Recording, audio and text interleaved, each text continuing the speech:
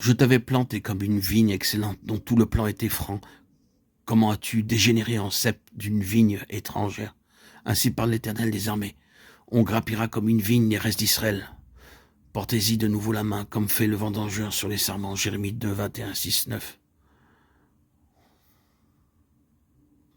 La parole de l'Éternel me fut adressée en ces mots: Fils d'homme, en quoi le bois de la vigne vaut-il plus que tout autre bois, quand le serment de la vigne se trouve mêlé aux autres arbres de la forêt?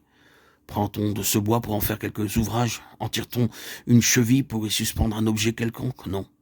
On le jette au feu pour le consumer. Quand le feu en a dévoré les deux bouts et que le milieu se consume, pourrait-il être de quelques usages? Et quoi? Quand il était intact, on ne pouvait rien en faire, combien moins encore quand le feu l'a dévoré et l'a consumé, pourra-t-on en faire quelque chose? C'est pourquoi ainsi parle le Seigneur l'Éternel: parmi les arbres d'une forêt, si ce bois de la vigne que je livre au feu pour être consumé, je traiterai ainsi les habitants de Jérusalem. Ézéchiel 15, 1, 6. Nous avons ici l'arrière-plan de l'Ancien Testament dans les passages que nous venons de citer. Ce qu'Israël devait être, il ne le fut pas. Et la destinée d'Israël est jetée au feu.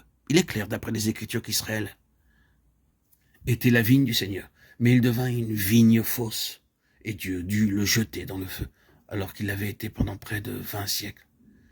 Mais lorsque Dieu jeta cette vigne dans le feu, il en apporta une autre. Cet évangile de Jean nous parle de la mise de côté de ce qui était l'ancien et de l'introduction de ce qui est le nouveau. Nous avons les noms différents qui avaient été donnés à l'ancien Israël et qui ont été reportés sur le nouvel Israël. Et dans ce chapitre de Jean, c'est la vigne qui est ainsi reportée. Lorsque Jésus dit « Je suis le vrai cep », il souligne ce mot vrai. Si nous avions pu l'entendre dire ces mots, nous aurions entendu ceci: « Je suis le vrai cep ». L'implication est parfaitement claire. Je prends la place de la vigne qui est fausse. Elle a été rejetée. Je suis le vrai cep qui prend sa place. Il nous faut prendre un peu de temps pour regarder comment Israël n'a pas été vrai à sa nature même et à son dessein. Quelle est la nature d'une vigne? Premièrement, elle s'étend en long et en large, à droite et à gauche, cherchant toujours à couvrir plus d'espace. Ce n'est pas la nature de la vigne que de monter directement. Elle cherche à se développer, à s'étendre. Israël avait été élevé dans ce dessein même afin d'étendre ses bras pour embrasser les nations. Je t'ai appelé pour apporter la lumière aux nations. Ésaïe 42, 6. C'est ce que nous dit la parole. Les nations seront attirées par ta lumière et les rois par l'éclat de tes rayons. Ésaïe 63. Dieu avait levé Israël afin qu'il soit un témoignage dans les nations, afin qu'ils apportent la connaissance de Dieu au monde tout entier. La vocation d'Israël était d'accomplir un dessein universel et d'avoir une vision universelle.